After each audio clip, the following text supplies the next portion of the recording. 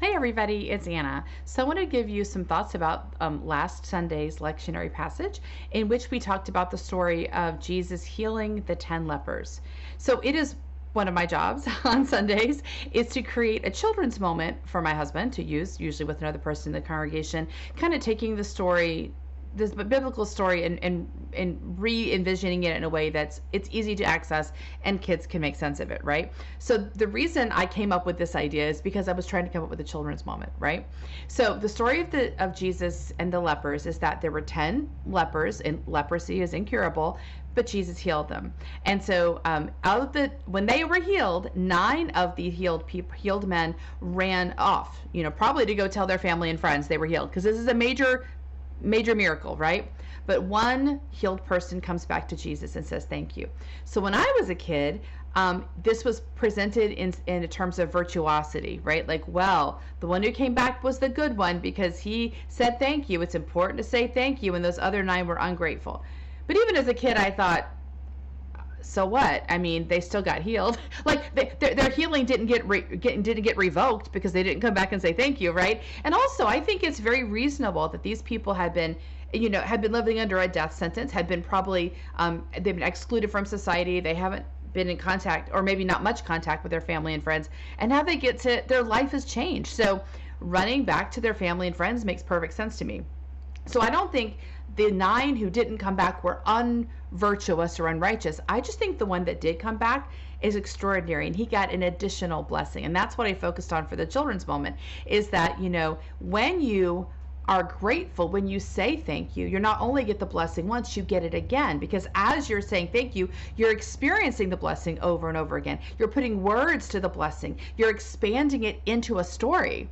And the mind learns through repetition, right? So the kinds of stories we tell shape the mind's viewpoint in the world, right? So if you practice a story of gratitude, and you write a note, or you go and meet somebody, you take someone out to dinner to say thank you, that's a lot of stimulation. That's a lot of storytelling your mind gets to hold on to. And the mind, every time it engages a story, it says, yeah, remember that amazing thing? Remember that amazing blessing? Wow, things are always working out for me because look at all the blessings I'm getting. So that's what I talked about. Like, saying thank you is a way of accessing the blessing again and again and again, which is why gratitude is such a helpful tool, a helpful discipline in the world. So the nine step in the major in the tarot trajectory is about integration. It's your last private moment before your work goes to the 10 and it becomes public. So your gift is going to go into the world, and it's not going to be yours anymore. It's going to belong to other people, right? This is your last opportunity to look at the story, to savor it, to really integrate it.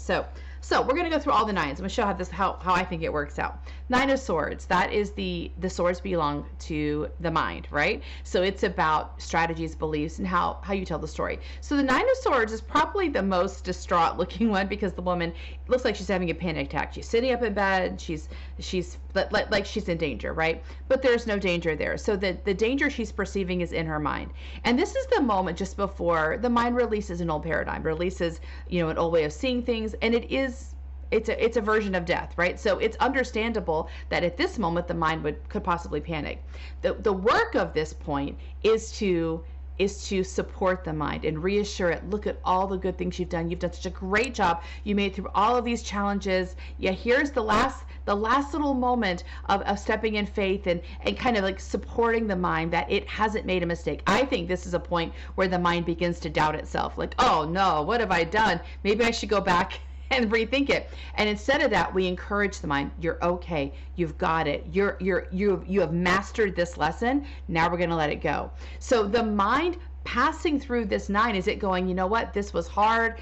I can do hard things. I can successfully complete hard things. I'm ready to let go now, step in faith, and kind of begin the new part of our journey. This is the mind recognizing its success, right? This is such a big deal. I work with my clients is, I kind of point out to them over and over again how well they are doing, how well their mind is learning, how well it's adapting to a life of faith, because it's easy to miss. So in this moment, you don't miss it. You kind of really bring it home. Yes, you've done all the hard work. You've been faithful. You've been strong. You've been hopeful. And now we're ready to kind of seal the deal. So that's the Nine of Swords, how you tell that story. We got the Nine of Wands, which is also a little bit heavy looking because it's a guy that's got a bandaged head. It's like he's been in a battle and he's resting, right? Wands are connected to the element of fire. So they're about feeling impassioned and confident and inspired. And this fella is resting. And he's resting after having kind of given his all, right? And so this is a moment where he can take stock of what he's done. You know, it's funny when you are following passion and you're following, inspiration, it's easy to not realize how much you've done, because passion kind of calls you in the present moment, and you almost forget what you did yesterday or even a few minutes ago. So this is kind of take a moment, look at what you've done, kind of take stock of what you've done. That's why you're tired. You've really put it on the field. You've really invested it all. And look at all the cool things that have come for this. So it's really pausing, saying, yes, I'm a little bit exhausted, maybe a little bit tired. I'm kind of ready to be done with this because we're at the point of getting done. But I'm getting ready to be done, not because I have failed or I ran out of steam, but because I've already invested everything I need to. I did it. I put it out there. So telling the story that way, yep, I put it out there. I'm ready to because the Ten of Wands is him bringing the wands to the harvest. I'm ready to give this gift to the world and let it go and just take my time to start something new. So again, it's about taking the time to acknowledge what you've done and tell the story properly, right? All of the nines, I feel, are about the mind telling the story properly. Whatever suit they're in, it's always the mind kind of giving the mind a chance to tell the story properly. I keep saying that, but I feel like that's important. Then we've got the Nine of Cups, which is about the heart and about the intuition and feeling connected to other people. And this is a fella sitting in a room full of treasures. He's got his arms folded in satisfaction. He's like, yeah, look at all the good things. Look at all the happiness, all the beauty, all the joy, all the creativity that I've evoked. And I'm satisfied. I'm pretty pleased with myself, right? That's the heart just going, it feels good to be me. So, even though these are all, I say they're all different, the different suits, right? It's about these suits like interacting, like the card is interacting with the mind, saying, hey, look at this beautiful thing. Here it's basically saying, it's like the energy or the passions interacting with the mind, saying, look at what we did. Look at the story. Look at the results. Look at the data, So here the data is, look how much we are loved. Look how much we have loved. Isn't it beautiful? Isn't life beautiful? And encouraging the mind to hear that story, to practice that story until the mind.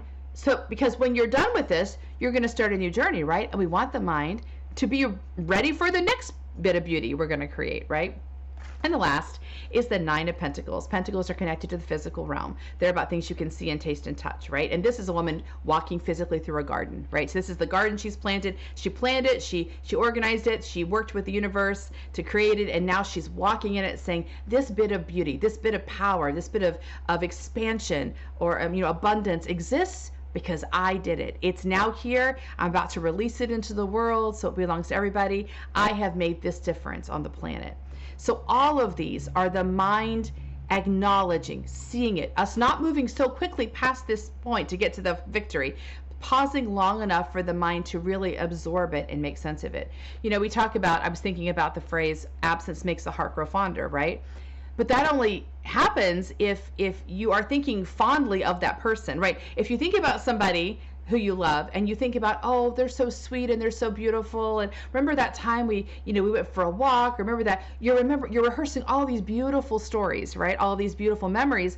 That's the mind is really kind of expanding whatever this, maybe you were together for, a month, right? But the mind is now practicing it for 2 months, 3 months, 6 months, right? So by the time you see that person again, your mind is ready, really ready to be in love, really is still in the flow of love. The same thing happens when you tell a story that's very negative, like I've been victimized, this person hurt me, and this person, like you're kind of tagging where you've been hurt, where your mind's collected data around being victimized, being weak, being unloved, being rejected. It might have only happened 4 times, let's say, in your life, but your mind keeps rehearsing them over and over again so that becomes the paradigm your mind uses. So I'm careful around gratitude because I think it's used a bit inappropriately or uncarefully in the world, because gratitude it can't be gaslighting. You can't be saying, oh, the world's great when you're actively bleeding out. So if you do have old stories of being wounded, you can't expect, you don't want to just say, oh, no, everything's fine. I mean, the wound is there. If you're bleeding out, you're bleeding out, right? So before you can practice gratitude, right, you have to heal things. You have to heal it up, clear it, release it, whatever you need to do.